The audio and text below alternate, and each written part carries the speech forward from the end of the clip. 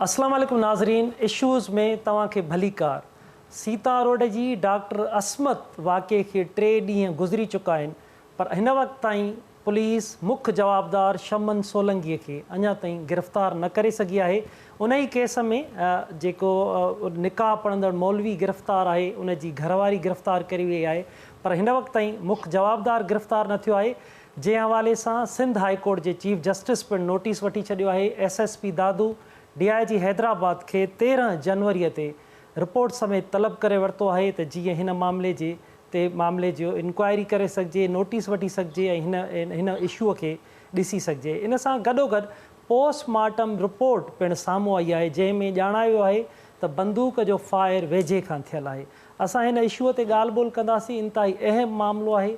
Medical जी शागिर्दियाणी, 4th year जी शागिर्दियाणी, उनजो हिन क़िस्म सां दर्दनाक मौत थिए थो। उन जा कारण बि साम्हूं अची चुका आहिनि। उनखे कहिड़े अंदाज़ में हिरासां कयो वियो, कीअं परेशान कयो वियो, जंहिंखां पोइ ज़िंदगीअ जो ॾीओ उजामी थो वञे। उन मामले ते असां ॻाल्हि ॿोल कंदासीं। असांखे जॉइन कयो आहे असांजे दादूअ मां असांजे रिपोर्टर निज़ाम शेख, जॾहिं त डॉक्टर असमत जे भाउ नादर जमील बि असांखे जॉइन कयो आहे। असीं कोशिशि कंदासीं त हिन इशूअ ते ॿियनि बि माण्हुनि सां जेके लाॻापियल आहिनि उन सां ॻाल्हि ॿोल करे सघिजे। नादिर, ॻाल्हि ॿोल जी शुरूआति तव्हां खां थी कजे। हिन मामले ते नियाणीअ जो हिन क़िस्म सां थिए थो, वाक़ियो थिए थो, इंतिहाई ॾुखियल आहे। तव्हांजे असां हिन ॾुख में बराबरि जा शरीक आहियूं। केतिरी अॻभराई थी आहे, केतिरा मुतमिन आहियो तव्हां? असल में भाईजान नंढड़ी खे ब्लैकमेल कंदो हुयो त असांखे जॾहिं कूड़ो निकाहनामो हिननि मोकिलियो जी त असां फौरन ई असां हिते आहे हिकिड़ो अशरफ ख़ान सोलंकी, उन वटि फ़ैसिलो रखाइसीं जिते हे मुलज़िम न आयो। उन खां पोइ असां फौरन ई सेशन कोर्ट में वियासीं जिते असां केस दाख़िल कयोसीं ब्लैकमेलिंग जो, जी जंहिंमें नामज़दीअ मुलज़िम जेको हुयो शमन सोलंकी, जंहिंमें कूड़ा 2 शाहिद हुया, इमदाद सोलंकी, लखमीर सोलंकी ऐं मौलवी हुयो इदरीस शर। त जीअं उते असां स्टेशन कोर्ट में पटिशन दाख़िल कईसीं त इंक्वायरी जो ऑर्डर आयो। SP साहब कई मोहतरमा बेनज़ीर जमाली साहिबा खे। त नंढड़ी जो बयान बि उते थियो, मां पाण उनखे वठी आयमि, बयान ॾियारियोसीं उते। बयान थियण खां जंहिं ॾींहुं असां बयान ॾियारियो आहे हुन ॾींहुं इन्हनि खे ऑर्डर थियो आहे त FIR दर्ज कयो। पोइ सीता पुलिस FIR दर्ज कई आहे। जॾहिं असां उतां मोटी आहियूं त उन्हनि खां पोइ जेको SHO सीता आहे, उहो तक़रीबन जेको मोहम्मद शमन आहे उनजो घर पुलिस स्टेशन खां तक़रीबन ½ किलोमीटर ते आहे। ठीकु आहे जी। त पुलिस हुन जे घर ताईं न वई आहे। ठीकु आहे, लखमीर खे त पकड़े आई, पर हा जेको लखमीर वेठो आहे 3-4 किलोमीटर परे, हुनखे पकड़े आई, पर मोहम्मद शमन जे घर हिकु चकर बि पुलिस न वई। 3 ॾींहं गुज़रण बावजूद बि हुनखे अरेस्ट न करे सघी। ठीकु आहे, जे बाद नंढड़ी इहो क़दम खयो ऐं ॾाढो माना अफ़सोसनाक वाक़ियो आहे। त वधीक अच्छा नादिर, तव्हां डॉक्टर असमत खे वठण विया हुआ नवाबशाह मां। जी डॉक्टर असमत तव्हां सां रस्ते में कहिड़ी ॻाल्हि ॿोल कई, केतिरो परेशानी, उन कंहिंजे बारे में तव्हांखे ॿुधायो? असमत मूंखां 10 साल नंढी आहे। ठीकु आहे, ऐं असांजे सॼे ख़ानदान में इहा पहिरीं डॉक्टर पई थिए। त मां ई उनखे वठी ईंदो, मां ई छॾे ईंदोमांसि या बाबा वेंदो, छो हुते एंट्री सिर्फ़ु असां 2 ॼणनि जी थियली गर्ल्स हॉस्टल में। इन्हनि खां अलावा न हुयो कंहिंखे। नादिर, पाण ॻाल्हि ॿोल जारी रखूं था। अब्दुल अज़ीज़ जुणे जो साहब MP आहिनि, उहे असां सां लाइन ते मौजूदु आहिनि। अस्सलाम वालेकुम अज़ीज़ साहब। अब्दुल अज़ीज़ साहब, ही वाक़ियो दादूअ में पेश आयो जीअं डॉक्टर नौशीन शाह जो, वरी डॉक्टर असमत जो वाक़ियो सीता रोड में पेश आयो। इंतिहाई ॾुखियल सूरत हाल आहे त का 4th ईयर जी नियाणी इन क़िस्म जा उहे वाक़िया पेश अचनि था। तव्हां वटि इन हवाले सां तव्हां छा चवंदव ऐं कंहिंसां तव्हांजो राब्तो थियो आहे? भाऊ, मुंहिंजे ख़ानदान सां राब्तो थियो आहे। अल्हम्दुलिल्लाह इहो तमामु ॾुखाइती ख़बर आहे त इहे वाक़िया सिर्फ़ु दादू में थियनि पिया, मेडिकल जी शागिर्दियाणियुनि सां। ताज़ो वाक़ियो जेको डॉक्टर असमत जो थियो आहे सीता में, उहो त तमामु घणो ॾुखाईंदड़ वाक़ियो आहे ऐं तमामु ॾुख बि थियो आहे। 4th ईयर जी शागिर्दियाणी पाण ख़ुदकशी करे, माना हुनखे जेके हुया ब्लैकमेल माण्हू हुनखे एॾो को तंग कयो उन वीचारी खे जो हुन ख़ुदकशी करण ते मजबूर कयो पंहिंजो पाण खे। तमामु घणो ॾुख थियो आहे ऐं अफ़सोस बि आहे त डॉक्टर थियण वारियूं छोकिरियूं असांजी ख़ुदकशियूं पियूं कनि या वञनि पियूं हिन दुनिया में। अलाह साईं हुननि जे ख़ानदान खे सब्र जमील अता कंदो। ऐं बहरहाल चीफ जस्टिस साहिब बि हिन जो नोटिस वरितो आहे। जी पुलिस बि काफ़ी मुतहरिक आहे हिन मामले में त मुख्य जवाबदार जेको आहे उहो गिरफ़्तार थिए। निकाहनामा अलाए कीअं था ठाहे माण्हू ॾियनि, पंहिंजी ज़िंदगियूं तबाह था कनि। अच्छा इंशाअल्लाह जी अज़ीज़ साहब नियाणी जे ख़ानदान सां जी, गॾु हूं ऐं हुननि जी भरपूर मदद कई वेंदी। अच्छा अज़ीज़ साहब हिन क़िस्म जा जेके वाक़िया थियनि था, मेडिकल जी शागिर्दियाणी उहा इन हद ते पहुचे थी, छा था सम्झो था असांजो जेको निज़ाम हुजे थो या असांजे इलाइक़नि जी सूरत हाल, त उते नियाणी जेकी मेडिकल जी आहे उहा फेस न पई करे सघे, त जेकी ॿी नियाणियूं आहिनि जेके तालीम बि उन्हनि वटि नाहे का, उहे ॿारहाड़ियुनि में वेठियूं आहिनि, उन्हनि सां छा हूंदो? तव्हां भला इन हवाले सां का जागरता मुहिम, का शौरी मुहिम हलाइण लाइ तव्हां वटि को प्लान आहे त नियाणियुनि लाइ कुझु कजे त जीअं नियाणियूं फेस करे सघनि? उहो कोशिशूं त ॾाढियूं कयूं था त नियाणियूं नौकरियूं बि कनि थियूं। असांजी हेल्थ वर्कर बि आहिनि, हेल्थ सुपरवाइज़र बि आहिनि, ॿियूं बि काफ़ी असांजूं अॼु डॉक्टर बि आहिनि, काफ़ी जॉब बि कनि पियूं। किथे किथे अहिड़ा वाक़िया थियनि था जिन जे लाइ अञा वधीक जागृता जी ज़रूरत आहे त नियाणियुनि खे वधि में वधि सपोर्ट कजे, उन्हनि जी वधि में वधि ख़्यालु कजे त अहिड़ा वाक़िया आईंदा न। अच्छा अज़ीज़ साहब इन ई मामले ते मिसाल तौर ते समाज जे अंदरि तव्हां MP आहियो, उते MNAs बि आहिनि, त छा माण्हुनि सां राब्तो करण लाइ, नियाणियुनि सां राब्तो करण लाइ समाजी तौर ते शहरनि जी तव्हांजी गॾियल का अहिड़ी कमेटी वग़ैरह न हुजे जेके नियाणियुनि खे उन्हनि सां राब्तो कनि त कंहिंखे इन खां सवाइ मतिलबु डॉक्टर असमत खां सवाइ ॿियूं कहिड़ियूं नियाणियुनि सां ॿियनि सां प्रॉब्लम मतां हुजनि त उहे जीअं तव्हां सां राब्तो कनि त जीअं इन हद ते वञी मामिलो पहुचे ख़ुदकुशीअ ते, उन्हनि जूं ज़िंदगियूं हली वञनि त केतिरनि ई नियाणियुनि जूं ज़िंदगियूं बची वञनि डॉक्टर नौशीन शाह ऐं डॉक्टर असमत खां पोइ, भला उन्हनि नियाणियुनि जो भलो थिए? बिल्कुलु भाऊ, जेकॾहिं को बि नियाणी असां सां राब्तो कंदी त असां हुनजी भरपूर मदद कंदासीं ऐं असां हुनजो दिलि जान सां साथ ॾींदासीं। हर तरीक़े जो जानी माली जेको बि हूंदो हुन नियाणी जो बिल्कुलु साथ ॾीबो। पर अचानक वाक़िया थियनि थिया, ॾाढो दिलि खे दुख थिए थो, अफ़सोस थिए थो। वाक़िया थियण थी वञण खां पोइ थी ख़बर पए, हिन खां पहिरियों त ख़बर काई कान्हे वाक़ियो थियो आहे। अलाह सां ख़ैरु कंदो। वारसनि सां तव्हां राब्ते में आहियो, उन्हनि खे कहिड़ी ख़ातिरी हाणे कराईंदव त हिन मामले खे ते उन्हनि खे जल्द खां जल्द जी इंसाफ़ मिली सघे? हा इंशाअल्लाह, पुलिस बि असांजो SP साहिब बि मुतहरिक आहे हिन मामले में त मुख्य जवाबदार गिरफ़्तार थिए। असांजो त कोर्टनि खां या इंतिज़ामिया खां इहो आहे त अहिड़नि माण्हुनि खे सरेआम फांसी ॾिनी वञे त को नियाणी जो वालिद, हुनजा घर वारा, उन्हनि जे दिलनि ते छा गुज़रंदो हूंदो त उन्हनि खे चौराहनि ते फांसियूं ॾिनियूं वञनि त जीअं आईंदा को अहिड़ो ग़लति कनि या ब्लैकमेलिंग वारो सिस्टम इहो बंदि थियणु।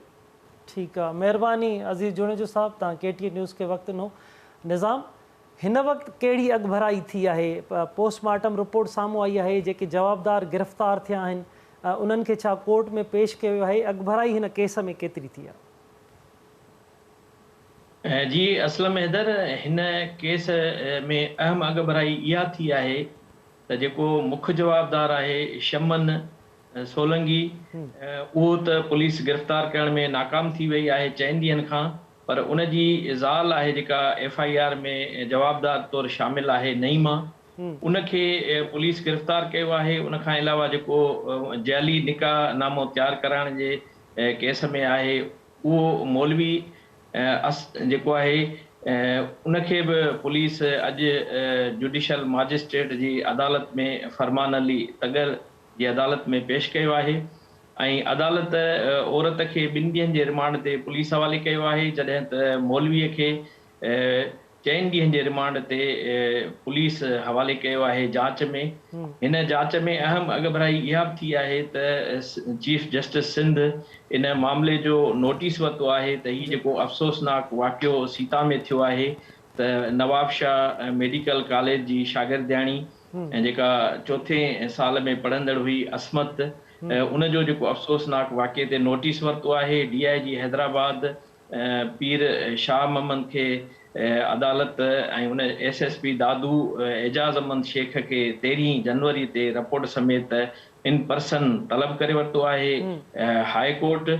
जॾहिं त पुलिस बि मुख़्तलिफ़ हंधनि ते छापा हणी रही आहे, पर अञा ताईं मुख्य जवाबदार गिरफ़्तार न थी सघियो आहे, जंहिंजे करे दादू न रुॻो वारसनि पर दादूअ जे सियासी, समाजी, अदबी, इल्मी, कारोबारी तंज़ीमुनि, शागिर्दनि ऐं उस्तादनि में ॾुख वारी लहर आहे। सॼी सिंध सोगवार आहे त डॉक्टर असमत जे वाक़े जो मुख्य जवाबदार अञा ताईं गिरफ़्तार न थी सघियो आहे। वारिस बि इहे मुतालबा करे रहिया आहिनि त उन्हनि खे गिरफ़्तार करे इबरतनाक सज़ा ॾिनी वञे। अहम अग भराई केस में इहा बि साम्हूं आई आहे त जेका गिरफ़्तार थी आहे नईमा, उन नईमा बि संदसि जेको मुड़ुसु हुयो शमन, उन ब्लैकमेल करे पैसा उगाड़ी कया असमत खां, ऐं नईमा बि ब्लैकमेल करे डॉक्टर असमत खां पैसा उगाड़ी करण जी कोशिश कई ऐं इनकार ते उनखे डॉक्टर असमत खे धमकियूं ॾिनियूं। इहो असमत पंहिंजे डायरीअ में लिखियो आहे त नईमा बि खेसि ब्लैकमेल कयो मुड़ुस वांगुरु त खेनि पैसा ॾिना वञनि ऐं पैसा न ॾियण ते इहो धमकियूं ॾिनियूं वयूं त तुंहिंजे भाइरनि ते मां इल्ज़ाम लॻाईंदसि त उहे मूंखे फैश हरकतूं था कनि ऐं उहे तंग था कनि, तव्हांखे केसनि में फासाईंदासीं, कूड़नि केसनि में। त ही हिकिड़ो ब्लैकमेल जो अफ़सोसनाक साम्हूं आयो आहे। नादर बि असां सां गॾु लाइन ते मौजूदु आहे। नादर, ही वाक़ियो जेको मामिलो आहे ही केतिरे वक़्त खां हलंदड़ हो, मां तव्हां खां इहो सम्झणु चाहींदुमि।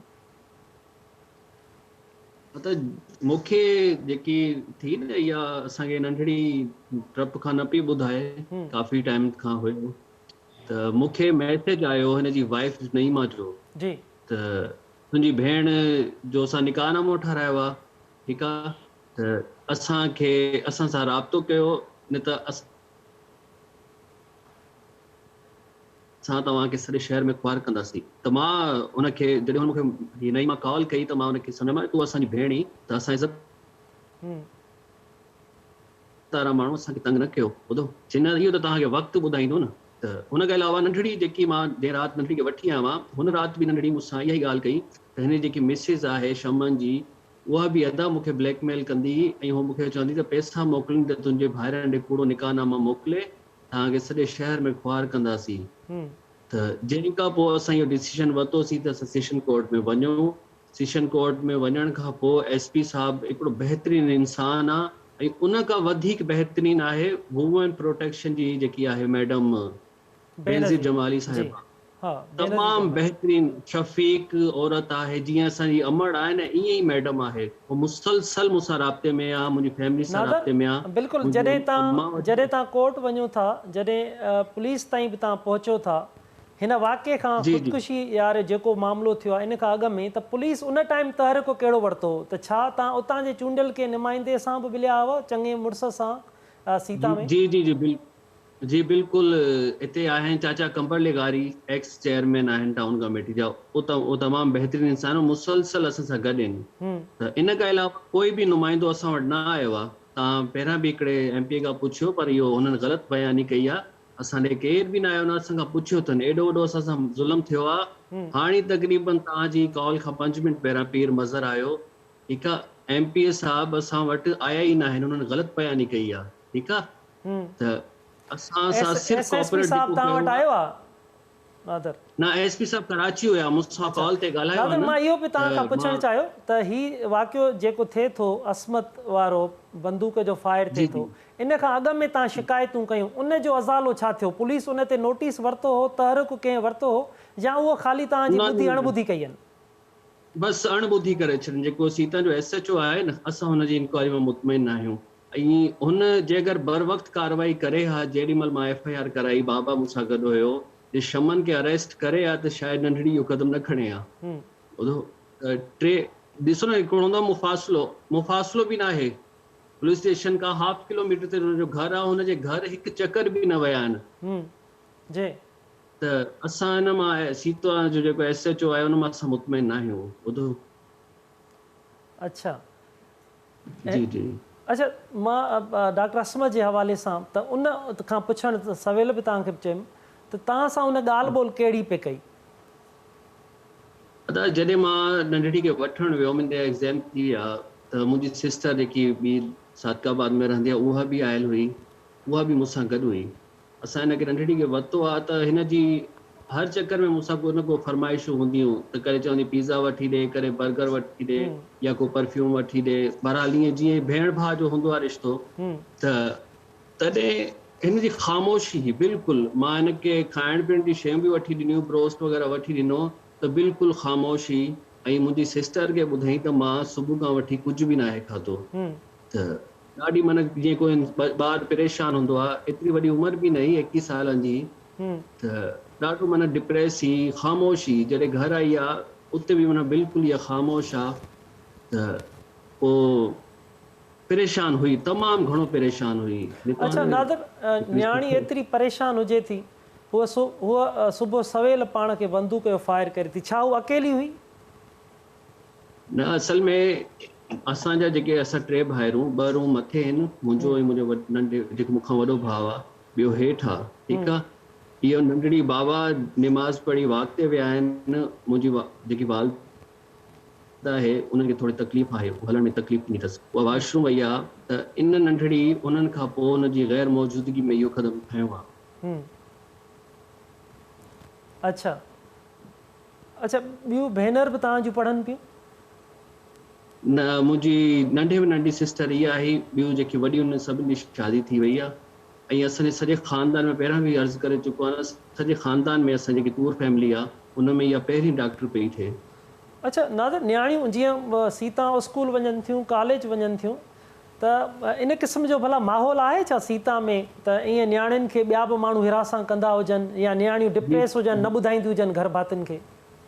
जी भाईजान, बिल्कुलु बिल्कुलु। जेको असां स्टेप खयोंसीं कोर्ट वञी न, उहो सिर्फ़ु असां हिन करे खयोंसीं जेके ॿियूं न्याणियूं परेशान आहिनि उहे बि अॻिते पंहिंजे पेरेंट्स सां शेयर कनि, त अहिड़ो माना क़दम न खणी सघनि जो माना को परेशान थियनि। ऐं हिते काफ़ी चकर रेस कंबर लिगारी जेको आहे न हिते, तमामु हिकिड़ो बहितरीनु इंसानु आहे, हुन स्टेप खया आहिनि पुलिस खे। ठीकु आहे नादिर, पाण ॻाल्हि ॿोल जारी रखूं था। बेनज़ीर जमाली साहिबा हिन केस जी जांच ऑफिसर असां सां लाइन ते मौजूदु आहे। अस्सलाम वालेकुम बेनज़ीर साहिबा। वालेकुम सलाम। बेनज़ीर साहिबा, केतिरी अॻुभराई थी आहे हिन केस में? अदा इन केस में राति वरी ॿी FIR थी आहे 616 जी चमन ते, ऐं उनजी वाइफ आहे नईमा जी, उन ते, ऐं 2 नामालूम छोकिरी जे भाउ FIR कराई आहे। हुन चयो त असांखे ही दरवाज़े ते अचे धमकियूं ॾियनि पिया, जंहिंजी वजह सां हो दिलि बर्दाश्त थी ऐं हुन वञी सुसाइड कई आहे। त उन मां हिकिड़ी माई अरेस्ट आई आहे, हुनजो 3 ॾींहंनि जो रिमांड थियो आहे। अच्छा कीअं? अच्छा, डॉक्टर असमत जो भाउ नादिर बि असां सां लाइन ते मौजूदु आहे। उहो चवे पियो त हिन ख़ुदकुशी जेको वाक़ियो थियो आहे इन खां अॻु बि हू तव्हां वटि आयो हो, पर तव्हां हुनजो को अहिड़ो नोटिस न वरितो? अदा उहो आयो हो त FIR थी आहे न, जेका जाली निकाहनामे जी FIR छोकिरी जी ख़ुदकुशी खां पहिरियां थी आहे, 1 राति पहिरियां थी आहे। पोइ उन में तव्हां कोशिशूं वरितियूं त शमन सोलंकीअ खे गिरफ़्तार करे सघो? माण्हू अरेस्ट हो अदा, शमन असल में उहो माना सिटी छॾे हले वियो न, कोशिशूं जारी आहिनि, इंशाल्लाह उनखे बि असां अरेस्ट करे वठंदा। अच्छा, केतिरियूं कोशिशूं वरितियूं तव्हां बेनज़ीर साहिबा? अदा मुख़्तलिफ़ जायुनि ते रेड वग़ैरह थिया आहिनि, हिन जो नंबर ट्रेसिंग ते आहे। जीअं ई हिन जो नंबर ऑन थिए थो त असां हिनखे पिक करे वठंदासीं। अगरि किथां बि असांखे इंफॉर्मेशन मिली, कहिड़े बि जॻह ते हूंदो त हिनखे खणी वठंदासीं। अच्छा, जांच जा जेके दायरा आहिनि उहे पुराणे ई अंदाज़ में आहिनि या अञा उन में तव्हांखे का टेक्नोलॉजी आहे या का हाणे उन में जिदत आई आहे? न न, बिल्कुलु अदा टेक्नोलॉजी हाणे बिल्कुलु तव्हांखे ख़बर आहे त ट्रेसिंग जो आहे सिस्टम हर शइ, पर हर शइ ओपन नथा ॿुधाए सघूं था। असां कहिड़े किस्म जो कमु करे था सघूं त असांखे माण्हू पिक करणो आहे। अच्छा बेनज़ीर साहिबु, तव्हां जे हवाले सां असां बि ॿुधंदा रहंदा आहियूं, तव्हां कमु कयो पिया हिकु पंहिंजे समाज जे अंदरि, मिसाल औरत थी करे तव्हां तमामु घणो कमु पिया कयो। तव्हांखे पाण खे केतिरी ॾुखियाईनि खे मुंहुं ॾियणो पवंदो आहे जॾहिं तव्हां हिन क़िस्म जी जांचूं कंदा आहियो? बिल्कुलु अदा ॾुखियायूं त आहिनि, पर जेकर माण्हू फोर्स में अची थो वञे त पोइ औरत ऐं मर्द जो माना इहो सिस्टम ई ख़तमु आहे न। त फोर्स त फोर्स आहे न, औरत हुजे या मर्द हुजे। जी जी, कोऑपरेट तव्हां सां कनि था जॾहिं तव्हां जांच लाइ वेंदा आहियो, तव्हांजा ऑफिसर्स या माण्हू? बिल्कुलु कनि था। अच्छा अच्छा, तव्हां प्रोटेक्शन सेल जा इंचार्ज हो, केतिरियूं शिकायतूं तव्हां वटि ईअं चइजे महीने में अचनि थियूं औरतुनि जूं? छा चयो दा? अदी तव्हां वटि शिकायतूं दादूअ जे औरतुनि जूं महीने जो ई मिसाल वठिजे त हिकु महीने में केतिरियूं तव्हां वटि कंप्लेंट अचनि थियूं? हा दा, 100 सवा अची थी वञनि, मुख़्तलिफ़ क़िस्म जूं, जंहिंमें घरेलू तशद्दुद थियो, टॉर्चर थियो, ऐं इहे अहिड़े क़िस्म जूं थींदियूं आहिनि। 100 खां वधीक कंप्लेनूं अची थियूं वञनि। पर उन में तव्हां छा कंदा आहियो? तव्हां उन जो केतिरो नोटिस वठंदा आहियो? केतिरा हल थींदा आहिनि या ख़ाली उन्हनि जूं दरख़्वास्तूं वठी तव्हां रखंदा आहियो? न न ईअं न आहे अदा, अगरि कंहिंजे FIR जहिड़ो मसइलो आहे त हुननि जूं FIR दाख़िल कराईंदा आहियूं। जेको मसइलो असां ताईं हल करणु जेतिरो हूंदो आहे त हुननि खे कॉल पार्टीज़ कराए हल कराईंदा आहियूं। बहरहाल जेके मूं वटि कंप्लेनूं आयूं आहिनि तक़रीबन हल आहिनि। अच्छा, डॉक्टर नौशीन शाह में तव्हां कुझु कमु कयो अदी? नौशीन में असां स्टेटमेंट वठणु वियासीं, छो जो हुननि चयो हो लाड़काणे वारनि ते स्टेटमेंट वठी वञी। मां जो बाक़ी त लाड़काणे वारा पिया कमु कनि हुन में। अच्छा अच्छा, न्याणियुनि सां ही जेके मामला थियनि था, डॉक्टर नौशीन शाह हुजे, डॉक्टर असमत हुजे, छा दादू ज़िले में इन क़िस्म जो माहौल आहे छा त ईअं न्याणियूं हिरासां थियनि, आख़िर में ॿुधाए बि न सघनि पंहिंजे पीउ माउ खे ऐं ख़ुदकुशी ॾे थी वञनि? अदा इहो त ॾिसो, माना जिथे किथे आहे, हिन में ज़िले या दादू जो को तालुक़ु न आहे। इहे त मसइला आहिनि, माना ॿियनि डिस्ट्रिक्टनि में बि आहिनि। जी, इन में दादू नथा थी सघो तव्हां त ख़ाली दादू में था थियनि। जी, पोइ उन जे लाइ के धुरियूं कमु कनि थियूं? जीअं मां तव्हां खां उहो ई सम्झण लाइ पियो पुछुमि, मिसाल तौरु खोड़ सारा इदारा हूंदा आहिनि, समाजी इदारा, उतां जा जेके सियासी समाजी माण्हू इन मामले ते कुझु कमु कनि पिया त हिन क़िस्म जा वाक़िया अचनि पिया, तव्हां बि इन ई सां ई लाॻापियल आहियो, प्रोटेक्शन सेल आहे, त तव्हां सां कुझु राब्तो या तव्हां अहिड़ी शयूं ॿुधो था? पुलिस त बिल्कुलु कमु करे थी, बाक़ी हाणे ॿिया ह्यूमन राइट्स जा खोड़ इदारा आहिनि जेके बि हिन मामले ते कमु कनि था, मुख़्तलिफ़ सेमिनार शऊर ॾियण जी कोशिशि कनि था। अच्छा, हाणे हिन केस में केतिरो मुतमिन थिजे त तव्हां केतिरे वक़्त में जवाबदार खे गिरफ़्तार करे सघंदव? असांजी हर मुमकिन कोशिशि, हर को ॼाइनि वारो आहे, असां त चाहींदासीं अॼु मसइलो हल थी वञे। असां बिल्कुलु दिलि सां कोशिशि पिया कयूं ऐं सभिनी जी इहा ई आहे कोशिशि त मेन जवाबदार हथ अची वञे त असल हक़ीक़तनि ताईं पहुचूं। अच्छा, नादर शिकायत पियो करे त SHO सीता उन्हनि सां को बि तावन न कयो? अदा हाणे उहो त उहो ॿुधाए सघे थो त कई या न कई, पर जॾहिं खां टीम जुड़ी आहे असां त हिन सां हर वक़्तु राब्ते में आहियूं ऐं जेकी बि ॻाल्हि थिए थी, जेकी प्रोग्रेस आहे त असां हिन सां राब्तो कयूं पिया। अच्छा, बेने साहिबा, आख़िरी सुवाल पियो तव्हां खां पुछां त तव्हां रुॻो ख़ुदकुशीअ वारे मामले ते इन ते जांच कयो पिया या ॿियनि पासनि ते बि तव्हां जांच कयो पिया? न हर तरीक़े, हर तरफ़ खां ॾिसूं पिया अदा, हर तरफ़ खां ॾिसूं पिया। असां हुनजो नंढड़ी जो लैपटॉप ऐं मोबाइल वग़ैरह हर शइ असां पंहिंजी तहवील में वरिती आहे। जेका बि जांच जंहिं तरफ़ पई उन तरफ़ खणी ईंदासीं असां। महिरबानी महिरबानी बेनज़ीर साहिबा, तव्हां KTN न्यूज़ खे वक़्तु ॾिनो।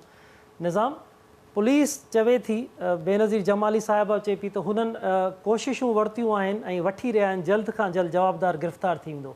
तव्हां वटि केतिरी ज़रिया तव्हांजा छा था चवनि, तव्हां वटि केतिरी मालूमात आहे त पुलिस वाक़ई बि सीरियस एक्शन वठे पई? जी असलम हैदर, तव्हां फ़रियादी नादर अलीअ जूं ॻाल्हियूं ॿुधियूं त SSP ऐं बेनज़ीर प्रोटेक्शन सेल जी जेका इंचार्ज आहे, इन्हनि बर वक़्तु नोटिस वरितो आहे, पर कोताही उते थी थिए त जिते हद जी पुलिस आहे सीता, उहा मुख्य जवाबदार खे गिरफ़्तार न करे सघी आहे। इहा मुजरमाना पुलिस जी गिफ़लत आहे, नाहली आहे त जवाबदार गिरफ़्तार न थी सघियो। जवाबदार ज़ाहिर हुयो, उन ते केस बि हुयो, पर उहो गिरफ़्तार न थी सघियो। नतीजे में न्याणी पंहिंजी ज़िंदगी जो ॾीओ उझाए छॾियो। त अहिड़नि गैर ज़िम्मेवार ऑफिसरनि ते यकीनन कार्रवाई थियणु खपे। सज़ा ऐं जज़ा जो अमल जो जेसिताईं वर्जा न थींदो तेसीं ताईं ही वाक़िया रुकिजी न सघंदा। छो त डॉक्टर नौशीन जो वाक़ियो तव्हांजे साम्हूं आहे त उहो चांडका में जेको पेश आयो, त उनजी हिन वक़्त ताईं ज़िम्मेवार माण्हुनि खे का सज़ा न मिली सघी आहे, का ज़ाहिर न थी सघिया आहिनि। उहो त हिकिड़ो माना त ब्लाइंड केस हो, मुतदाद मामिलो साम्हूं पियो अचे त जवाबदार ज़ाहिर न पिया थी सघनि। पर हिन केस में त अफ़सोसनाक पहलू ज़ाहिर थिया आहिनि त निज ब्लैकमेलिंग जे करे डॉक्टर असमत खे पैसा फबाइण लाइ, भत्ता वठण लाइ ब्लैकमेल कयो, उनजो जाली निकाहनामो ठारायो वियो। ऐं हिन वक़्तु पस मंज़र में जॾहिं असां जांच कयूं पिया त ज़रियनि खां ख़बर पई त इहो आदि ॾोहारी लॻे थो जवाबदार शमन, त हुन 2 शादियूं अॻु में बि कयूं आहिनि। हिकु पंजाब मां छोकिरी खणी आयो, उन सां बि निकाह कयईं। हिकु ॿी शादी हुनखे अॻु में थियल हुई। त ही 3 शादी करणु पियो वञे, पर ही जेको आहे निज रुॻो ब्लैकमेलिंग जो हुयो त पैसा वठिजनि। छो त रुॻो शमन न, पर उनजी ज़ाल नईमा जो बि रिकॉर्ड साम्हूं आयो आहे त उन बि ब्लैकमेल कयो डॉक्टर असमत खे त पैसा ॾियो न त तव्हांखे ख्वार कंदासीं, तव्हांखे मुआशरे में इज़त नीलाम कंदासीं। ही त अफ़सोसनाक वाक़ियो आहे त जॾहिं जवाबदार ज़ाहिर आहिनि, ब्लैकमेलिंग ज़ाहिर आहे, रिकॉर्ड ते अची वई आहे, त अहिड़नि माण्हुनि खे फौरी तौर गिरफ़्तार करे इबरतनाक सज़ाऊं ॾिनियूं वञनि त असांजे मुआशिरे में जेको आहे न्याणियुनि सां ज़ुल्म, ज़्यादतियूं, जबर ऐं ॾाढ थिए पियो, हुननि जी तइलीम जेका आहे उनखे पोइते धिकण जूं साज़िशूं थी रहियूं आहिनि, त इन्हनि खे इबरतनाक सज़ा मिले ऐं इन्हनि जे जेके पोयां लिकल हथ आहिनि उहे बि ज़ाहिर थियनि। ऐं न रुगो ही नौशीन, न रुगो ही असमत, पर दादूअ में असांखे जेके ज़रियनि खां ख़बरूं पवनि थियूं त जेके न्याणियूं स्कूलनि में वञनि थियूं, ट्यूशन ते वञनि थियूं, त उन छुड़वाग जेके माण्हू आहिनि उहे उन्हनि जे पोयां लॻनि था, उहे न्याणियूं उहे ख़त मुख़्तलिफ़ वक़्तनि ते प्रेस्क्रिप्ट ॾांहुं मोकिलनि था, त पुलिस खे साईं सख़्त खां सख़्त कानूनी कार्रवाई करणी पवंदी, ऐं तॾहिं ई न्याणियुनि जूं इज़तूं बची सघंदियूं, तॾहिं ई न्याणियूं तइलीमी इदारनि में पढ़ी सघंदियूं। ठीकु आहे, ठीकु आहे निज़ाम। नादर, छा मैसेज हूंदो वज़ीर आला लाइ, IG सिंध लाइ, त वधीक छा थियणु घुरिजे? पहिरियां दादा मां क्लियर कयां त मैडम असां सां कोऑपरेट कयो आहे, बर वक़्तु कोऑपरेट कयो आहे, ठीकु आहे। जॾहिं इंक्वायरी थी त मैडम ऐं SP साहब ई हुकुम ॾिनो त FIR कयो सीता पुलिस स्टेशन के, ठीकु आहे। मैडम असां सां ईअं ई आहे जीअं असांजो फैमिली मेंबर। मां पहिरियां इहो क्लियर इन करे कंदुमि, तव्हां हिकिड़ी ॻाल्हि कई। ॿी ॻाल्हि त मुतालबो असांजो इहो ई आहे त ॾिसो पहिरियां बि अहिड़ा मसइला थिया, नौशीन वारो थियो, निमरा वारो थियो, काफ़ी त जेको असमत सां थियो आहे इहो क्लियरली अदा निज़ाम चयो त क्लियरली आहे, हिकिड़ो ओपन हिकिड़ी शइ आहे त SHO खे खपे पियो त उहो बर वक़्तु कार्रवाई करे हा, त शमन खे गिरफ़्तार करे हा, हिकु कूड़ो निकाहनामो ठारायो अथई। ॿी ॻाल्हि मुतालबो असांजो इहो ई आहे, जीअं चीफ जस्टिस बि हाणे नोटिस वरितो आहे त हिकिड़ो अहिड़ो पाकिस्तान में कानून ठाहियो वञे जेको कंहिं न्याणी सां या ज़्यादती थो करे या हुनखे ब्लैकमेल थो करे, अगरि प्रूफ थिए थो त हुनखे ईरान वांगुरु सरेआम फांसी ॾिनी वञे। सही, बिल्कुलु ठीकु आहे। नादिर, तव्हांजी महिरबानी। निज़ाम, तव्हांजी महिरबानी। नाज़रीन, असां सां गॾु रहिजो। हिते वक़्तु थियो आहे नंढे ब्रेक जो, उन खां पोइ वरी ॿिए इशू सां गॾु अहम मामले ते असां ॻाल्हि ॿोल कंदासीं। वेलकम बैक नाज़रीन। इंतिहाई अहम अफ़सोसनाक वाक़ियो पेश आयो घारे थाणे जे अंदरि। ASI अलीगुल चांडियो गोलियूं लॻण सबबि उनजो मौत वाक़िए थियो। थाणे जे अंदरि अलीगुल चांडियो क़तल थी थो वञे या उनजो मौत वाक़िए थिए थो। इतफ़ाक़ी आहे मामिलो, ख़ुदकुशी आहे या क़तल आहे, हिन वक़्त ताईं मामिलो गुजारत बणियल आहे। मामले जी ख़बर न पइजी सघी आहे, पुलिस उन ते कुझु कहिड़ी अॻभराई करे सघी आहे। वारस सरापा एहतिजाजनि। असां हिन मामले ते ॻाल्हि ॿोल कंदासीं। असां ठटो मां असांजे रिपोर्टर महबूब बिरोही असांखे जॉइन कयो आहे। अस्सलाम वालेकुम महबूब। अस्सलाम वालेकुम महबूब। वालेकुम सलाम। जी हज़रत साईं। महबूब, अलीगुल वारो ही मामिलो थाणे जे अंदरि थिए थो। हिन वक़्त ताईं किथे मामिलो पहुतल आहे? इतफ़ाक़ी आहे, ख़ुदकुशी आहे, क़तल आहे छा? पुलिस छा थी चवे? छा थियो आहे हिन वक़्त ताईं?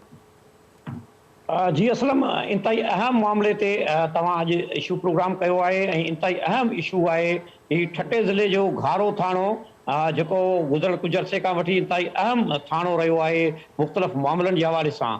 ASI अलीगुल चांडियो उनजो जेको मौत आहे 6 जनवरी ते सुबुह सवेर रूटुनि जे मुताबिक़ हू जीअं पंहिंजे कमकार जे हवाले सां, ड्यूटी जे हवाले सां थाणे ते पहुचे थो, पंहिंजी जेका आहे ड्रेस में, पुलिस ड्रेस में उते पहुचे थो ऐं उनखे कुझु जेके जवाबदार आहिनि उन्हनि खे जीअं रिमांड हासिल करण लाइ उते पहुचे थो, उन्हनि जा फ़ोटू वग़ैरह कढे थो, तयारी वठे थो ऐं 8:15 साढे 8 धारे जेको आहे हुनजो गोलियूं लॻल जेको लाश आहे घारे थाणे मां मिले थो। घारे थाणे जो उहो हंधि जेको हेड मुहर्रर वॾे मुर्शी जो जेको कमिरो आहे उहो अॻु में उन वॾे मुर्शी लाइ इस्तेमालु थींदो हो, हाणे उनखे रिकॉर्ड रूम तौरु इस्तेमालु कयो वञे थो। उनजे बिल्कुलु दरवाज़े वटि पर अंदरी पासे उनखे गोलियूं लॻनि थियूं ऐं 3 गोलियूं उनखे आरो पार क्रॉस कनि थियूं ऐं उहे गोलियूं क्रॉस करण खां पोइ दरवाज़े में लॻनि थियूं, दरवाज़े खे क्रॉस करे दीवार में लॻनि थियूं ऐं उनजो मौत वाक़िए थिए थो।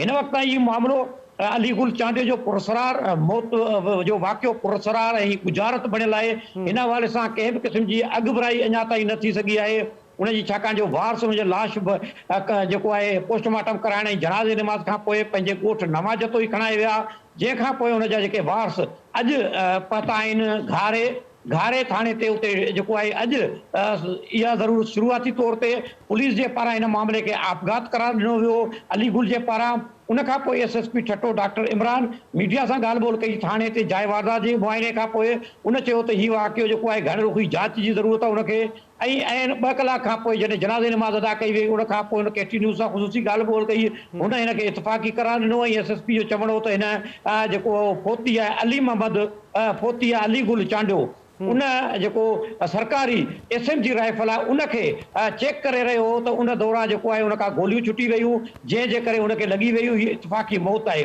पर उनजा वारस जेके लाश खणाए पंहिंजे ॻोठ नवां जतोई जेको आहे नौशरो फिरोज़ मोरे वारो इलाइक़ो आहे उते तदफ़ीन कराई उन्हनि वारसनि जो जेको मौक़ुफ़ सिधो उनजे पुटनि जो जेको आहे गुलबार आहे या उनजा जेके भाउ आहे जान मोहम्मद ऐं सौटा अली मुराद जारी रखूं था अली गुल मक़तूल चांडे जो भाउ सोट असां सां गॾु लाइन ते मौजूदु आहे अली मुराद चांडियो। अस्सलाम वालेकुम अली मुराद। वालेकुम सलाम सर तव्हांजो भाउ अली मुराद चांडियो अली गुल जो सोट सर कज़न चवंदा आहिनि सोट चवंदा अली मुराद केस हिन वक़्त ताईं पुलिस सां तव्हांजी ॻाल्हि ॿोल थी आहे ऑफिसर सां केस किथे पहुतो आहे पुलिस केतिरी जांच कई केतिरी अॻभराई थी आहे हिन मामले में? सर असां जेको 3 ॾींहं हुनजे तॾहिं में आसीं अॼु असां मोरो शहर रवाना थियासीं घारे थाणे ते अचे जिते जॻह ॾिठीसीं ऐं वारदात ॾिठीसीं हीअ तमामु वॾे हिकिड़े तरीक़े सां हिनखे क़त्ल कयो वियो आहे ऐं उन खां पोइ अॼु SHO सां उतां सुवाल जवाब SHO खां असां पुछा पंहिंजो उते बिल्कुलु पछताए पियो परेशान सभु ॾके पियो उन खां पोइ असां जा वारदात ॾिठी मुंशी वॾे सां असां ॻाल्हायो वॾे मुंशी बि सम्झ असां चयोसीं जॾहिं किलाशनकोप उते तव्हां साइंस ॾिठा त किलाशनकोप मां मैगज़ीन निकितल हुई या उते मैगज़ीन समय पई जॾहिं मैगज़ीन निकितल हुई ऐं राउंड पियो ज़िंदा ॿार पियो सर जेको ख़ुदकशी करे थो उहो कॾहिं बि पाण खे सम्झी एॾो सुकून में हो 4 गोलियूं हणी पाण खे वरी किलाशन मां राउंड कढी ऐं वरी किलाशन बि कढी ऐं सर उते सर रखे थो एॾो सर सम्झो हुनखे गोलियुनि जो को असरु न हो असां कंहिं बि ॻाल्हि ते मुतमिन न आहियूं हींअर SP साहिब सां आयासीं SP साहिब खे चयोसीं असांजी FR कट उन चयो त हाणे तव्हांखे हीअं थियो असांखे मिड़े फिक्स मुतमिन करे असां ॿाहिरि निकिता आहियूं बाक़ी असां कंहिं बि ॻाल्हि ते मुतमिन न आहियूं जेसि ताईं असांजी FR नथी कटी वञे। अच्छा अली मुराद अली गुल भला हिन वाक़िए खां अॻु में तव्हां सां मिटनि माइटनि सां कंहिं अहिड़े क़िस्म जी का ॻाल्हि ॿोल कई जंहिंमें उनखे के ख़दशा हा के ख़तरा हा? सर कंहिं बि ॻाल्हि जी न त असां बि सर जेको 2 मिकमान असांजा असां जेके बि पंहिंजे घर जा सोट माता जेके आहियूं हिकिड़ा पाकिस्तान आर्मी में आहियूं ॿिया फिक्स असां सिंध पुलिस में भर्ती थियल आहिनि असां कंहिं जी बि दबाव में नथा अची सघूं न को असां कंहिंखां डिॼूं था न को अली गुल हिकिड़ो बहादुर इंसान हो कंहिं खां बि डिॼी नथो सघे। न अली गुल अहिड़ी के ॻाल्हि ॿोल कई मां इहो थो पुछणु चाहियां मिटनि माइटनि सां का बि अहिड़ी ॻाल्हि न कई आहे त मूंखे को अहिड़ो दबाव आहे या छा या छू बाक़ी इन केस में जेको हुनखे फिरियाती ज़बरदस्ती सां करायो वियो उन में थी सघे हू परेशान हुजे सर। अच्छा SP साहिब सां तव्हां मुलाक़ात कई आहे त उन तव्हांखे कहिड़ी ख़ातिरी कराई? हुन इहा ख़ातिरी कराई त हीअ जेका टीम मूं जोड़ी आहे इहो तव्हां सां वाइदो आहे मुंहिंजो ऐं नाले मां इहो बिल्कुलु तक़दीर कंदुसि हिन जो क़त्ल कीअं थियो आहे। अच्छा हीअ त तव्हां पाण अॼु पहुता आहियो घारे थाणे ते उन खां अॻु में पुलिस तव्हां सां राब्तो कयो SP राब्तो कयो ॿिए कंहिं कयो? सर कंहिं बि असां सां फ़ोन न कई आहे को बि असां सां राब्तो न आहे सर कंहिं बि राब्तो न कयो न केरु तॾहिं ते आयो? जी सर असां सां कंहिं बि राब्तो न कयो। अच्छा तॾहिं ते केरु पहुतो SSP या DSP साहब पहुतो जॾहिं असां हुनखां सुवाल जवाब पुछा त हुन चयो मां 5 तौर ते आहियो आहियां ऐं मां सरकारी तौर ते न आहियां मां घर वञा पियो मुंहिंजो ASI अली गुल चांडे सां काफ़ी वक़्तु सुठो गुज़रियो मां थियण आयो आहियां दुआ करण।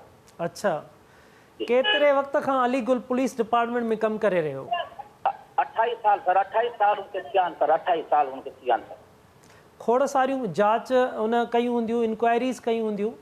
सर इंक्वायरी हुन वेहारी आहे जेका जंहिंमें SHO जुमा ख़ान डिटेल में आहे असां हुनखे चयो त DSP सर जुमा ख़ान जेको ऐं ॿियो सर जेके असां काफ़ी जेके माण्हू असां हुनखे नाला ॾिना आहिनि उहे चए थो त DIG साहिबु विहारे सघे थो या EH साहिबु विहारे सघे थो इहे नाला असां नथा SP साहिबु चयो मां नथो विहारे सघां इन लाइ सर असांजो अर्ज़ु आहे त जेके ईमानदार ऑफिसर आहिनि चाचा सर ईमानदार आहिनि जीअं लाशारी साहिबु आहे पूरी सिंध लेवल ते आहे ईमानदार ऑफिसर हू कॾहिं ख़रीद नथो थी सघे इनखे टीम में मीटिंग में विहारे वञे सर बोर्ड मेंबर कयो। अच्छा तव्हां केस दाख़िल कराइण जी ॻाल्हि कई SP सां? सर असां बिल्कुलु कई आहे असां चयो ठीकु आहे तव्हां FR नाले सां नथा कजो जंहिंमें असांजा शक शुभ आहिनि जीअं SHO आहे जीअं वॾो मुंशी आहे त असांजा शक शुभ जॻह क्लियर क्लियर असांजा SHO वारी साइड ते वञनि था पर पहिरियों जेको सिधो SHO ते वञे थो पर हाणे असांजी FIR नथी कटे भला नामालूम सर कटियो नामालूम असांजी FIR नाहे कटी। अच्छा पोस्टमार्टम रिपोर्ट तव्हांखे मिली आहे उहा मुकमल थी चुकी आहे? हाणे वठूं था उन टाइम में असांखे जी तव्हांखे ख़बर आहे त पुलिस हमेशह चालाकी रहंदी आहे चालाकी कोशिशि कंदी रहंदी आहे पर हाणे इहा चालाकी कान थींदी। असांजो पोस्टमार्टम जेको लेट उहो ॾियो असांखे जेको उन में गोलियूं घणियूं लिखियल आहिनि जे लिखियल आहिनि 4 त ठीकु आहे जे 3 लिखियल आहिनि त डॉक्टर ख़रीद थी वियो आहे सर। इहो बि असां स्पेशल तमामु निमाइतनि खे अर्ज़ु था कयूं त इन जॻह ते बि बोर्ड विहारियो वञे। ठीक है अली मुराद तव्हांजी महिरबानी KTN न्यूज़ के वक्त में इंतहाई वाकई अहम मामलो है अली गुल जे मामले से इंसाफ थियण घुर्जे। महबूब अली मुराद जी तव्हां ॻाल्हि ॿोल ॿुधी अॼु हुन SP सां मुलाक़ात कई आहे छा अली गुल वारे हिन मामले ते के हाई प्रोफाइल केसिस जी उहा जांच करे रहियो छा अहिड़े क़िस्म जी का उन वटि इंक्वायरी हुई? जी असलम बिल्कुलु अॼु जीअं हुनजा वारस हिते पता आहिनि ऐं DSP जेको आहे जुमा ख़ान जंहिंखे जेको SSP पारां चयो वियो आहे त उन हवाले सां उहो थाणे ते पतो आहे हुन मुख़्तलिफ़ रुखनि खां हुनजी जांच ज़रूरु कई आहे पर पुलिस जेको SSP लेवल ताईं इन ते आया आहिनि त हीअ इतफ़ाक़ी मौत आहे पहिरीं आपघात हाणे हुन इतफ़ाक़ी ते बीठल आहिनि पर हिन हवाले सां हीउ मामिलो इन करे बि शकी आहे ऐं हिन मामले ते घण रुखी जांच जी इन करे बि ज़रूरत आहे छाकाणि जो अलीगुल चांडियो जेको आहे उहो 5 महीना अॻु में घारे जे वेझो हाई प्रोफाइल केस जेको थियो ज़मीन जे कब्ज़े जे मामले तां पुलिस जेको आहे वेही हुई बाबड़ा वारे वाक़ियो जेको मशहूरु वाक़ियो आहे उते पुलिस पहुती त पुलिस पार्टी ते हथियारबंदनि फायरिंग शुरू करे ॾिनी जंहिंजे नतीजे में पुलिस जा 2 एहलकार जंहिंमें हिकु ASI समेत 2 एहलकार हिकु सिपाही हिकु ASI उहे तॾहिं ते शहीद थी विया जंहिंखां पोइ ॿियो जेको इनकाउंटर थोरी वक़्त खां पोइ उन जी बाबड़ा वारे इलाइक़े में थियो जंहिंमें हिकु सदर वलारी नाले सां हिकु जवाबदार जंहिं ते इल्ज़ाम हो त हुन पुलिस ते फायरिंग कई आहे उहो पुलिस खां इनकाउंटर में मारिजी वियो। इहे ॿिन्ही केसनि जी जेका जांच कंदड़ जेको ऑफिसर आहे उहो अलीगुल चांडियो हो उहे ॿई केस अदालत में चालान थियल आहिनि ऐं हुन सां गॾोगॾु अलीगुल चांडियो SHO घारो ऐं DSP समेत ॿियनि एहलकारनि जे ख़िलाफ़ 22A तहत जेका 2 दरख़्वास्तूं जेके सदर वलारी मारिजी वियो उनजे वारसनि पारां उनजी घरवारी ऐं मासी पारां छटे जी अदालत में दाख़िल कराई वियूं जेके हाली अॻिते डिसमिस थी वियूं उनखां पोइ वरी हिकिड़ी डायरेक्ट कंप्लेन जंहिंमें इन जेको पुलिस पार्टी आहे ख़ासि तौर ते अलीगुल आहे या ॿिया पुलिस ऑफिसर आहिनि SHO ताईं उन ते छटे जी अदालत में हलंदड़ आहे ऐं हिकु केस जेका आहे जंहिंमें जेको ज़मीन ते तकरारी धुर जेका आहे उन जे पारां जेके जिन जी ज़मीन जो मामिलो हो उन जे तरफ़ां सिंध हाई कोर्ट में हिकु CP दाख़िल थियल आहे उन में इहा घुर कई वई आहे इल्तिजा कई वई आहे त बाबड़ा वारे वाक़े जी जेका आहे GIT ज़रिए जांच कराई वञे तंहिं करे इहे समूरा पासा जेके रुख आहिनि उन मामले जा इंतहाई अहम आहिनि ऐं हीअ छाकाणि जो इन्हनि केसनि जो जांच ऑफिसर हो केतिरा ई ॿिया केस जांच कया आहिनि पर हिन हवाले सां